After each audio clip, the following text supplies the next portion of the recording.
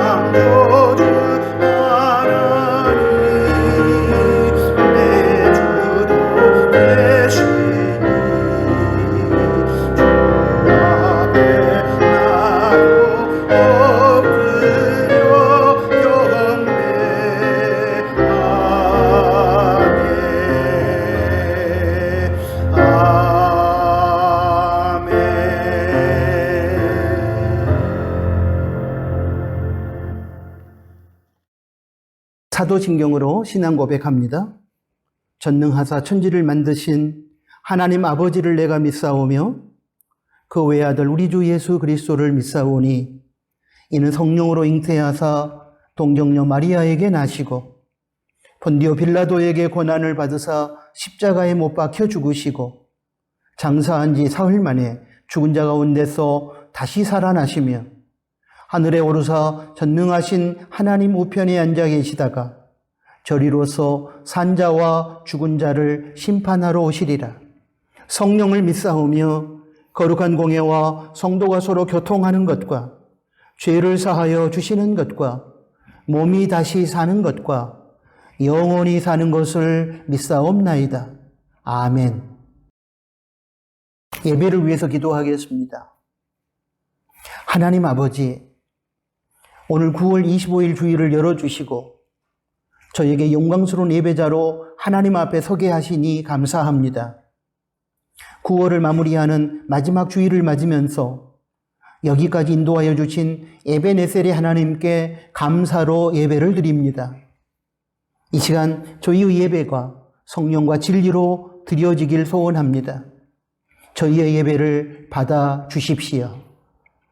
지난 한 주간의 삶 속에서 하나님 앞에 바르게 서지 못한 부분이 있었고 하나님 말씀을 무시하고 자기 소견에 옳은 대로 살았던 죄악이 있었습니다. 솔직하게 인정하고 하나님 앞에 내어놓습니다. 저희 회개를 받아주시고 용서하여 주십시오.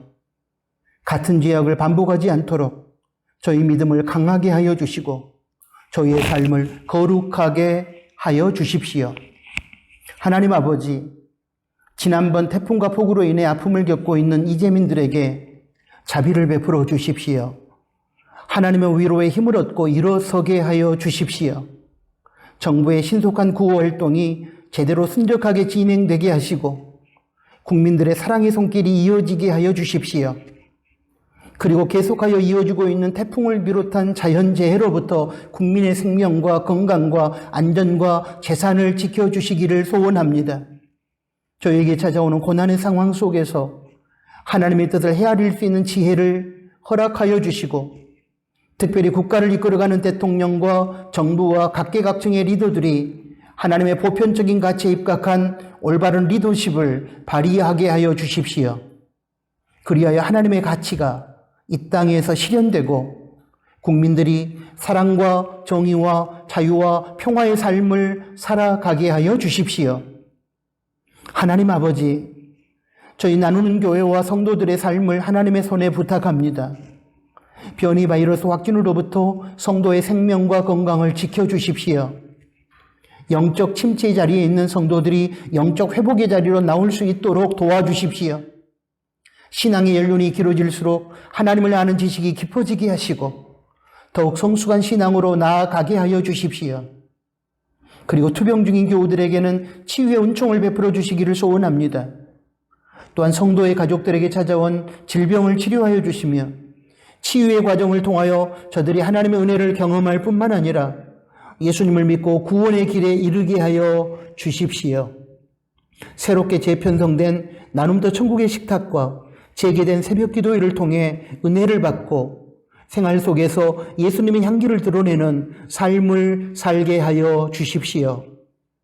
대학 입시를 준비하는 이준영, 조인, 이지온 학생에게 감당할 만한 지혜와 건강과 능력을 주시고 다음 세대 친구들이 믿음으로 살아가도록 인도하여 주십시오. 하나님 아버지, 이 시간 오직 하나님께서만 영광을 받으시는 예배가 되게 하여 주시고 저희는 말씀의 능력에 붙잡히게 하여 주십시오. 예수님의 이름으로 기도합니다. 아멘.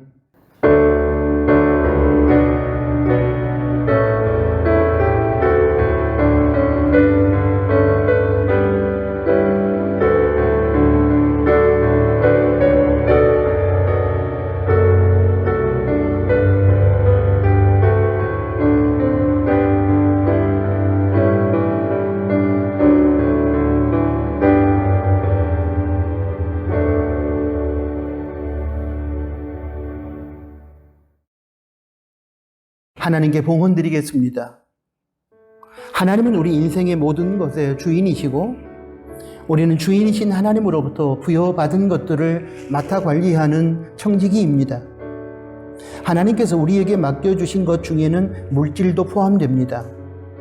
봉헌의 시간은 하나님의 것인 11조와 하나님께서 맡겨주신 것 중에서 하나님 나라를 위해 필요하기 때문에 하나님께서 요구하시는 물질을 하나님께 드리는 시간입니다. 여기서 정직함으로 드려진 11조와 하나님 나라를 위한 다양한 목적의 예물을 기쁘고 넉넉한 마음으로 드릴 때에 이를 통해 주인 되신 하나님께서는 생명의 역사와 치유의 역사와 변화의 역사와 회복의 역사를 일으키실 것입니다. 이 봉헌의 시간을 통하여 하나님의 주인 되심이 선포되고 하나님께서 영광을 받으시며 하나님의 나라는 확장될 것이며 하나님의 선한 뜻은 이 땅에서 이루어질 것입니다. 기도합니다. 하나님 아버지, 이 시간 하나님의 주인 되심과 저희의 청지기 됨을 인정하며 정직한 11조와 다양한 목적의 예물을 드립니다. 기쁘게 받아주시고 이 예물을 필요로 하는 삶의 현장마다 하나님의 생명의 역사가 나타나며 그로 인하여 하나님의 영광이 선포되며 또한 하나님의 은혜가 필요한 이 땅의 사람들이 하나님의 존재와 사랑을 경험하는 소중한 기회가 되게 하여 주십시오. 드리는 성도의 삶에 복을 주시되 세상이 빼앗지 못하는 하늘의 평강과 기쁨을 허락하시며 이 세상을 살아갈 때에 그들의 일상에 물질로 인한 교만과 부족함과 아픔이 없도록 도와주시고 허락하신 물질을 다스릴 수 있는 은혜와 능력을 부어주십시오. 그리고 받은 물질의 복을 누릴 뿐만 아니라 베풀고 나누며 살게 하여 주십시오.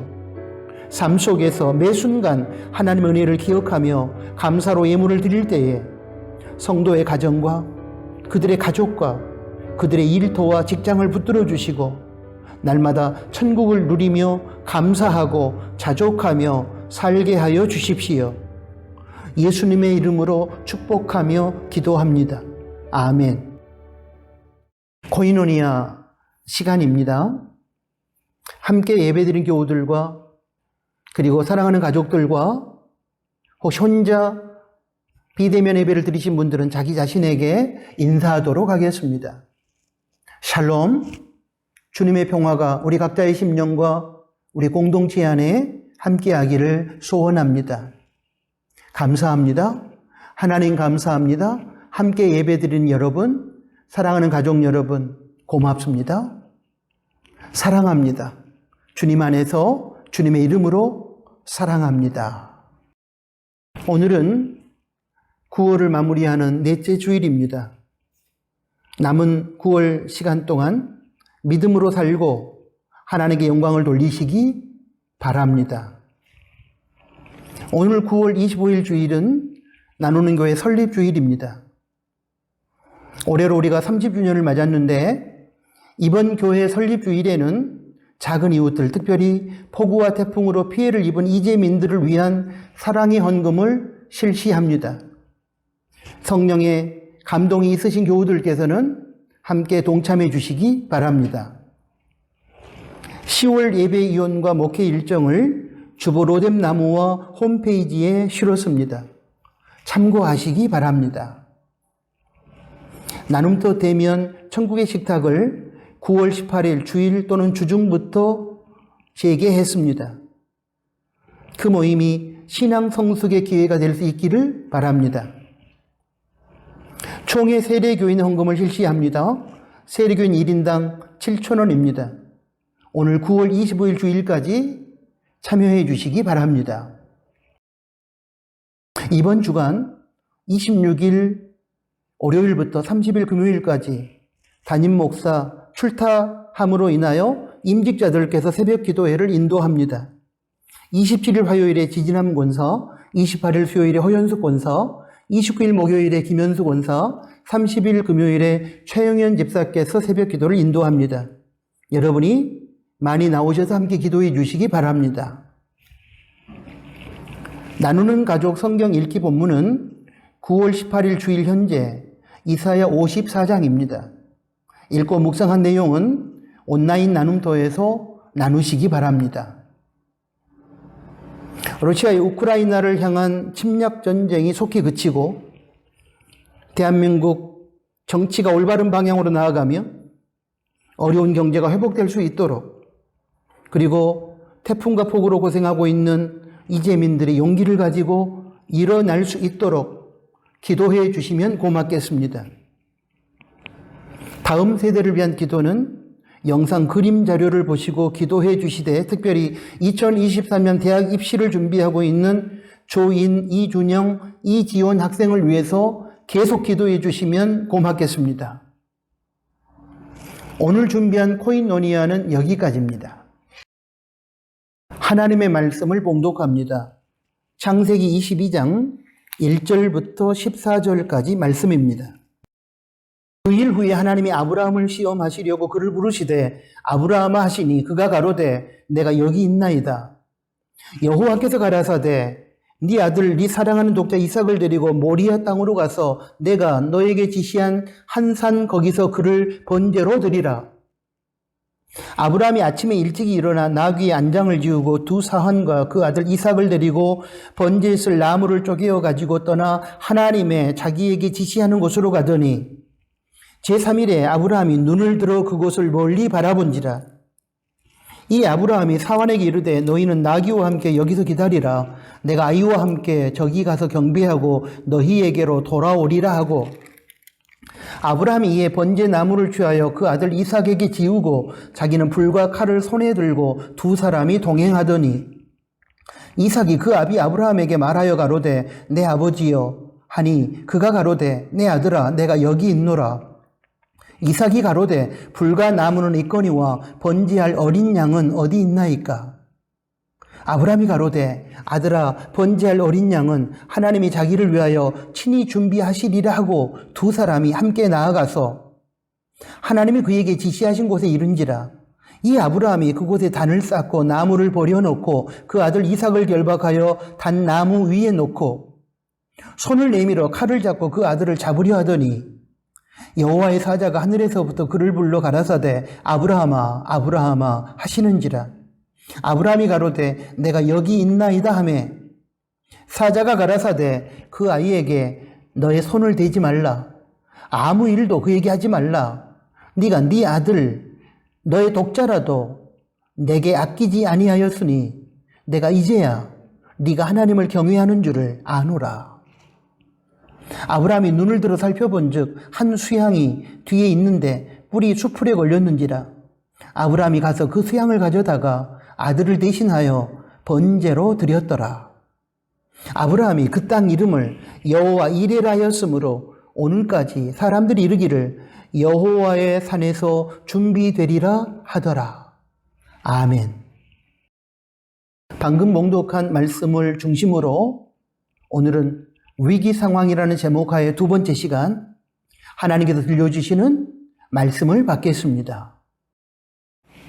인생을 살아가면서 우리는 수많은 위기를 만나게 됩니다. 위기 종류와 성격도 다양합니다. 우리는 지금 9월 18일 주일을 시작으로 하여 9월 25일 오늘 주일 그리고 마지막으로 10월 2일 주일에 이르기까지 이삭의 생애에 있어서 가장 힘들었고 고민이 되었을 것으로 생각되는 위기 상황 세 가지를 성경에서 찾아보고 그 위기 상황을 헤쳐나간 이삭의 해결 방식을 배우고 있습니다. 그 이유는 우리가 이삭에게 찾아온 것과 같은 위기를 만났을 때 이삭에게서 배웠던 방식으로 그런 위기 상황을 슬기롭게 헤쳐나가야 하기 때문입니다. 오늘 9월 25일 주일은 이삭에게 찾아온 두 번째 위기 상황을 찾아보고 그에 대한 이삭의 해결 방식을 배우려고 합니다. 이삭은 아버지 아브라함의 명령을 따라 자신의 생명을 번제로 드려야 할 위기를 맞았습니다. 창세기 22장 9절부터 10절까지 말씀을 보겠습니다. 먼저 9절입니다. 하나님이 그에게 지시하신 곳에 이른지라. 이 아브라함이 그곳에 단을 쌓고 나무를 버려놓고 그 아들 이삭을 결박하여 단 나무 위에 놓고 10절입니다. 손을 내밀어 칼을 잡고 그 아들을 잡으려 하더니 이 말씀을 보면 아브라함은 백세에 얻은 독자 이삭을 제물로 바치라는 하나님의 명령에 순종해야 하는 상황에 직면했고 이삭은 아버지 아브라함을 통해 전달된 하나님의 명령 앞에서 자신을 제물로 드려야 하는 상황에 직면했는데 위기 상황이 분명합니다. 하나님께서 우리에게 명령하시면서 순종의 결단을 촉구하실 때 특히 그 명령이 우리의 생각과 다르거나 인간적인 차원에서 봤을 때 손해와 희생이 예견되거나 큰 부담으로 다가오는 상황에서 하나님의 명령에 순종한다는 것이 과연 쉬운 일일까요? 자신의 입장에서 보았을 때는 도저히 순종하기 어려운 명령이지만 하나님께서 원하시기 때문에 기꺼이 순종한다는 것이 과연 쉬운 일일까요? 아니요. 정말 어려운 일입니다. 물론 순종하기 어려운 하나님의 명령이 주어진 위기 상황을 잘 극복하기만 하면 얼마든지 복된 기회로 만들 수 있지만 그러한 상황은 연약한 인간으로 하여금 심각한 고민을 할 수밖에 없게 만들고 또한 감당하기가 어렵기 때문에 위기가 맞습니다.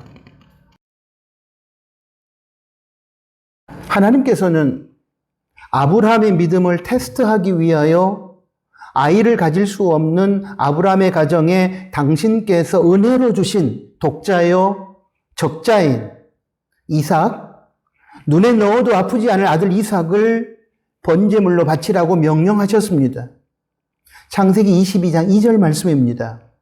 여호와께서 가라사대 너의 아들 너의 사랑하는 독자 이삭을 데리고 모리아 땅으로 가서 내가 너에게 지시하는 한 산 거기서 그를 번제로 드리라. 여기서 번제로 드리라는 이 말은 제단 위에서 제물을 불로 태워 죽여서 하나님께 드리라는 뜻입니다. 하나님께서 아브라함에게 너의 독자 이삭을 제물로 삼아 제단 위에서 불로 태워 죽여서 나에게 바치라고 명령하신 것입니다. 그렇다면 아브라함은 이 명령에 대하여 어떻게 반응했을까요? 맞습니다. 이미 우리가 잘 알고 있는 것처럼 아브라함은 순종합니다. 창세기 22장 10절 말씀입니다. 손을 내밀어 칼을 잡고 그 아들을 잡으려 하더니 당시 고대 근동의 이방 종교에는 사람을 제물로 드리는 인신제사의 풍속이 있었습니다. 사람을 제물로 드리는 인신제사가 시행된 대표적인 종교가 몰렉 종교인데 하나님께서는 그러한 인신제사를 철저히 금하셨습니다. 그런데 하나님께서 지금 아브라함에게 당신의 평소의 말씀이나 속성에 비추어 도저히 이해할 수 없고 수용할 수 없는 명령을 내리신 것인데 그럼에도 불구하고 아브라함은 순종합니다.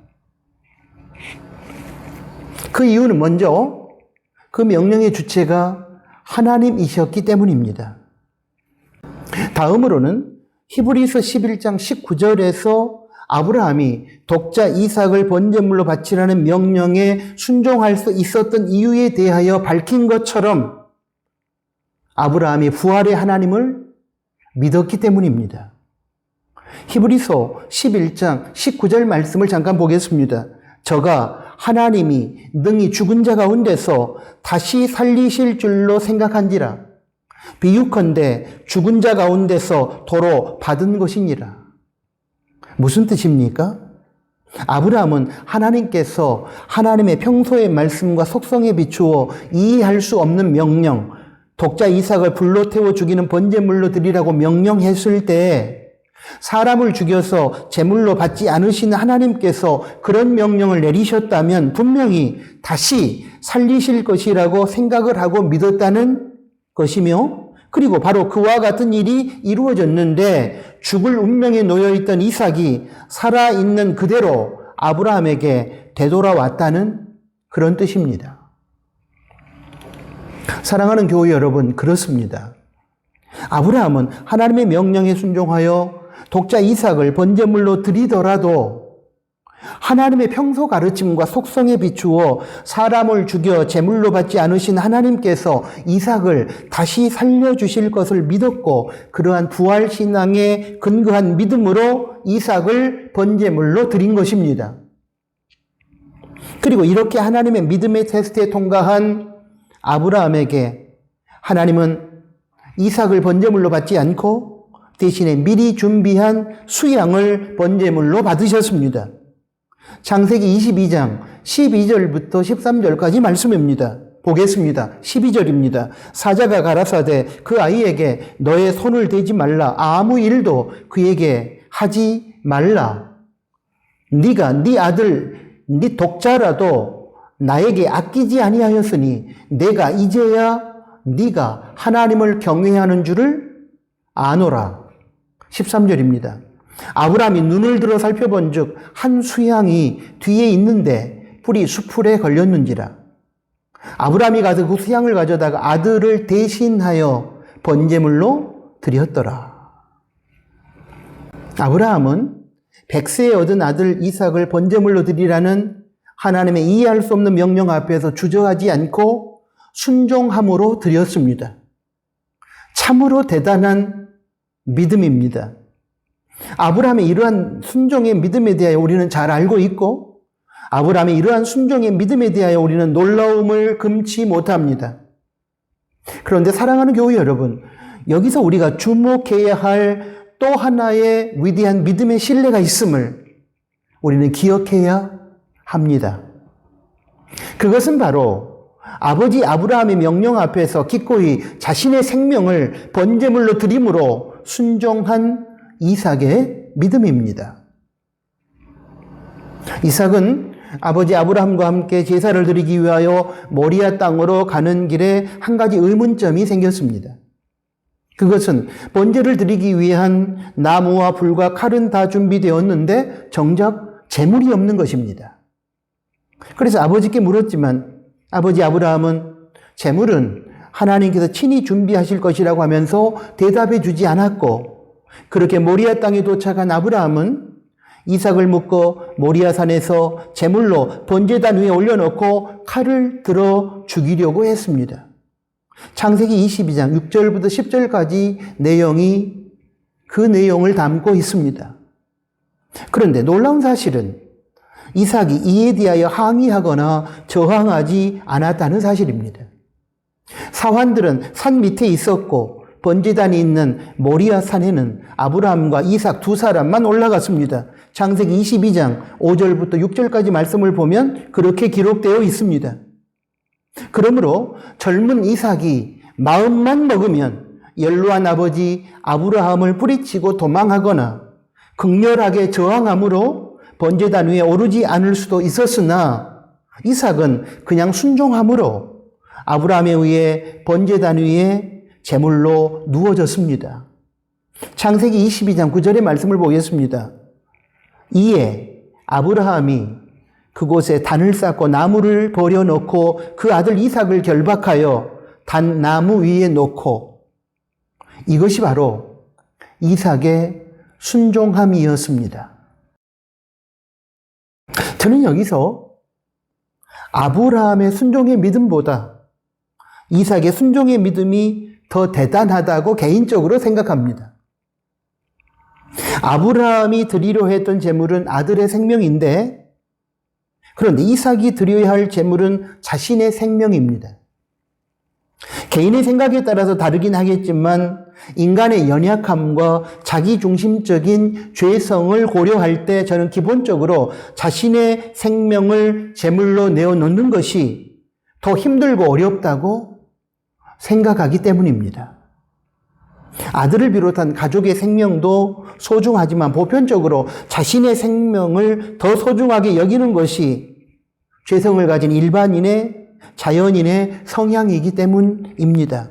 그러기에 이삭이 아버지 아브라함의 명령을 따라 자신의 생명을 번제단 위에 제물로 내어놓는 행위는 실로 대단한 믿음이 아닐 수 없습니다. 이삭은 아버지 아브라함의 하나님께 대한 순종의 믿음을 어려서부터 옆에서 보고 배워왔으며, 또한 아버지를 신뢰했기에 아버지의 명령이 하나님으로부터 주어진 것으로 믿고 순종했던 것이라고 저는 생각합니다. 이삭의 생명을 번제물로 바치라고 한 분은 실은 하나님이심을 우린 창세기 22장 2절에서 이미 확인했습니다. 아브라함은 단지 전달자였을 뿐입니다. 이삭은 그 사실을 알았던 것이고, 그러므로 아버지 아브라함의 명령에 순종하는 것은 따지고 보면 하나님께 순종한 것이었습니다. 참으로 놀랍고 대단한 것은 이삭이 마음만 먹으면 얼마든지 아버지 아브라함의 명령에 이의를 제기하거나 행동으로 거부할 수 있었음에도 불구하고 이삭은 그렇게 하지 않고 순종했다는 사실입니다. 이러한 자발적인 순종은 자신의 목숨을 아까워하는 자연인 인간의 차원에서는 거의 불가능하고 신의 영역에서만 가능한 순종일 것입니다. 오늘 신약의 차원에서 생각해 보면 성령님의 충만을 받고 성령님의 다스림을 받는 경우에만 가능한 순종입니다. 사랑하는 교회 여러분, 이렇게 하나님의 명령에 순종하여 자신의 생명을 기꺼이 제물로 드리신 또 한 분이 계십니다. 바로 나의 구세주여, 내 인생의 주인이신 예수님이십니다. 예수님은 겟세마네 동산의 기도를 통해서 아버지 하나님의 뜻이 예수 자신이 십자가에 달려 죽으심으로 인간의 죄를 씻어 구원에 이르도록 하는 것임을 깨닫고 자신의 생명을 십자가 위에서 제물로 드렸습니다. 그때 겟세마네 동산에 드렸던 예수님의 기도의 핵심이 무엇이었나요? 마태복음 26장 39절에 나의 원대로 마옵시고 아버지의 원대로 하옵소서였습니다. 인간의 몸을 입으신 예수님 입장에서는 가능하면 십자가 죽음을 피하고 싶었습니다. 그것이 예수님의 인간적인 소원이었습니다. 그러나 당신이 십자가에서 제물로 죽음으로 인류의 죄가 사함받고 인류에게 구원의 길이 열리도록 하는 것이 하나님 아버지의 소원, 뜻임을 겟세마네 동산의 기도를 통해서 깨닫고 확신하게 되었을 때에 예수님은 당신의 생명을 십자가에 제물로 드림으로 순종하셨습니다. 이러한 차원에서 보면 이삭은 예수님의 모형이 되는 것입니다. 아브라함도 이삭도 인간적인 차원에서 보면 큰 위기에 직면한 것이 맞습니다. 하나님의 명령이 연약한 인간으로서 도저히 감당하기 어려운 명령이었기 때문입니다. 자신의 생명, 자식의 생명, 그리고 자신의 건강과 시간과 재산을 자신을 위해서가 아니라 누군가를 위하여 또는 하나님의 나라를 위하여 포기해야 했기 때문입니다. 이런 경우에 위기를 극복할 수 있는 길은 하나밖에 없습니다. 그것은 하나님께서 내리신 명령이 확실하다는 전제 아래 무조건 순종하는 것입니다. 순종하는 거기에 하나님의 성품과 능력이 나타날 것입니다. 아브라함이 아들 이삭을 하나님의 명령을 따라 번제물로 드리고 이삭이 아버지 아브라함을 통해 전달된 하나님의 명령에 순종하여 자신의 생명을 제물로 드렸을 때 여호와 이레 하나님, 준비하시고 예비하신 하나님께서 제물로 쓸 수양을 미리 준비하시고 이삭을 살리지 않았습니까? 하나님의 사랑의 성품이 모리아산 번제단 위에 나타나지 않았습니까? 살아 역사하신 하나님의 능력의 세계를 아브라함과 이삭은 경험하지 않았습니까? 그렇습니다.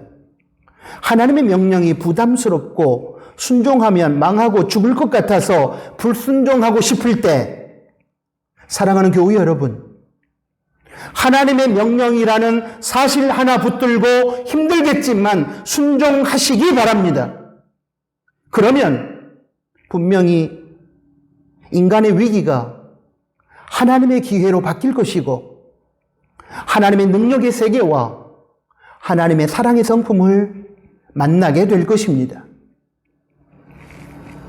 그럼에도 불구하고 하나님의 부담스러운 명령 앞에서 무조건적인 순종이 어렵다면 하나님의 명령을 부정적인 차원에서 생각하지 말고 긍정적인 차원에서 생각해 보라고 권면드리고 싶습니다.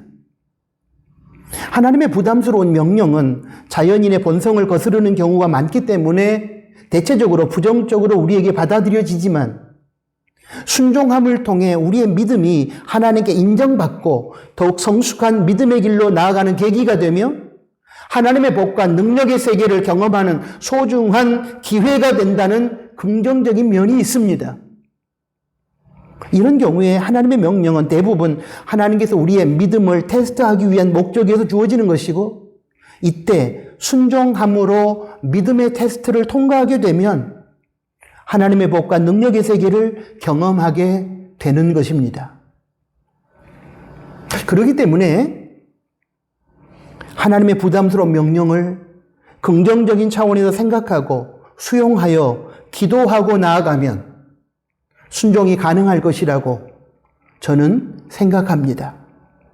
물론 성령 하나님께서 도와주시 하는 것은 필수적입니다. 학교에서는 학생의 수업 성취도를 테스트하기 위해서 시험을 실시하는데 이때 누구나 100점 맞을 수 있는 문제는 출제하지 않습니다.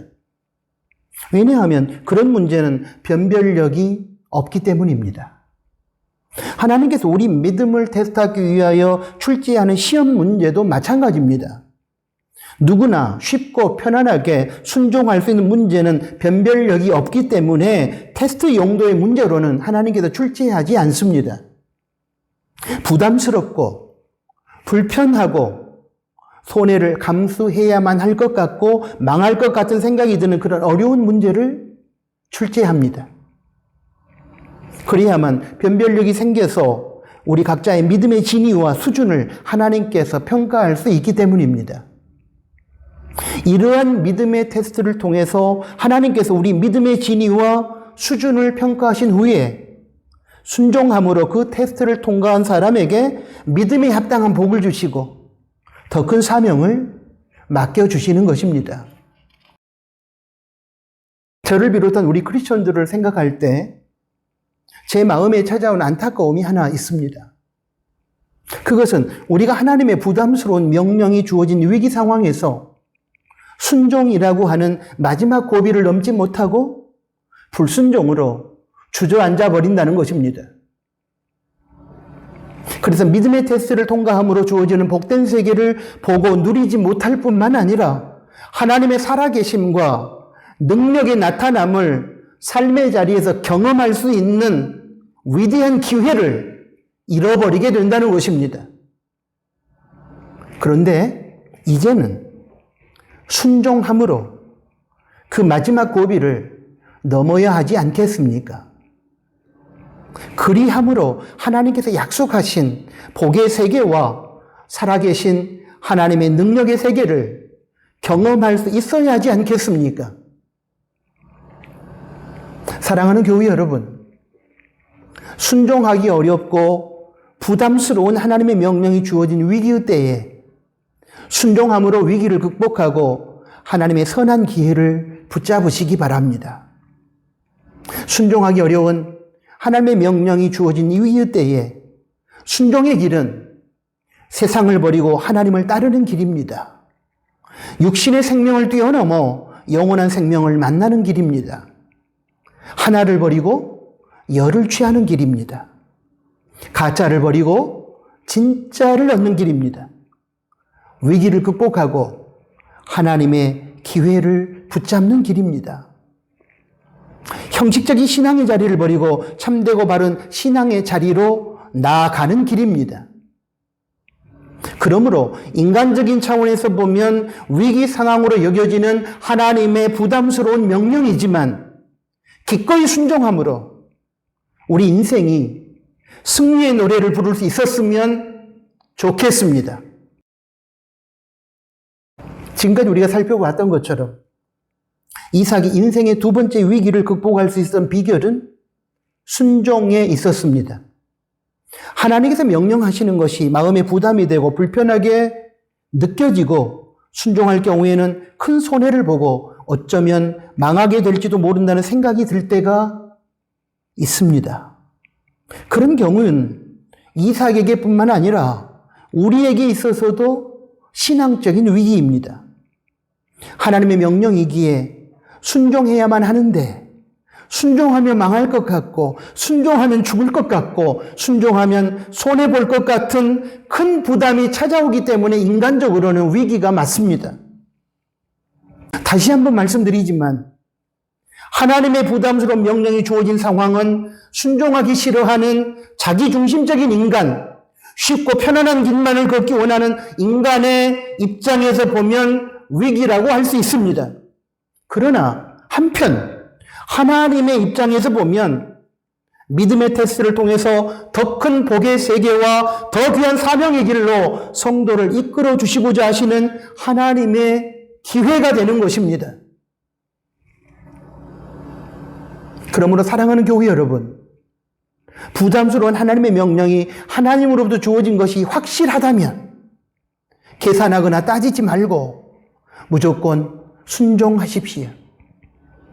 그러면 위기가 변하여 하나님의 놀라운 능력의 세계를 경험하는 기회가 될 것입니다.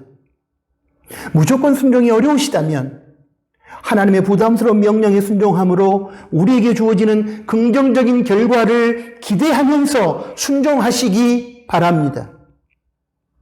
그러면 아브라함과 이삭처럼 하나님의 믿음의 테스트를 통과하고 하나님으로부터 인정받고 승리하는 인생이 될 것입니다. 기억해 주십시오.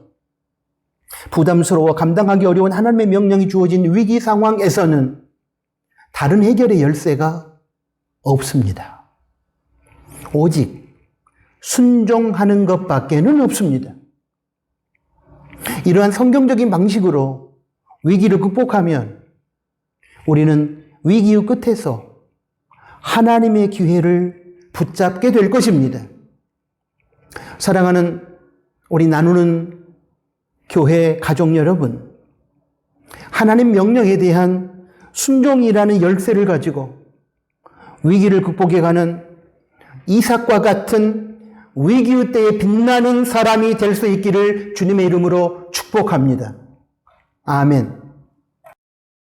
하나님 아버지, 오늘 주신 말씀에 감사합니다. 주신 말씀을 통하여 하나님의 부담스러운 명령이 주어지는 위기 상황에서 순종함으로 이 위기를 극복하고 하나님의 기회를 붙잡는 저희들이 되게 하여 주십시오.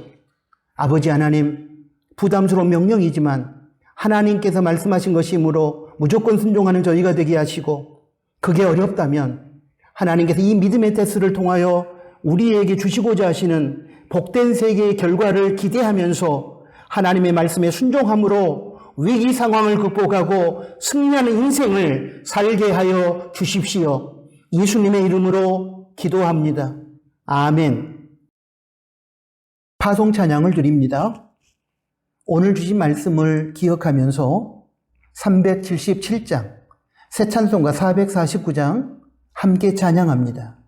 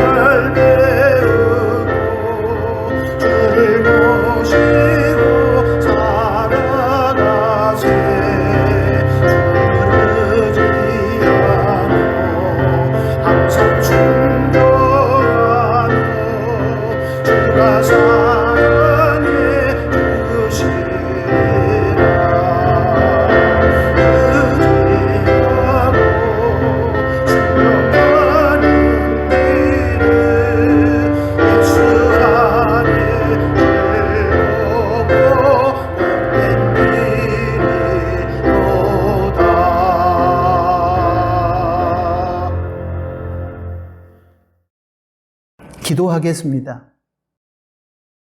이제는 우리 구주 예수 그리스도의 은혜와 하나님 아버지의 크신 사랑하심과 성령 하나님의 위로 교통 충만 동행하심이 오늘 주신 하나님의 말씀을 듣고 부담스러운 명령이 주어진 위기 상황에서 하나님의 말씀 앞에 순종함으로 그 위기를 하나님의 기회로 만들어가는 믿음의 사람이 되기를 소원하는 사랑하는 나누는 교회 성도들 머리 위에 이제로부터 영원토록 항상 함께 계실지어다.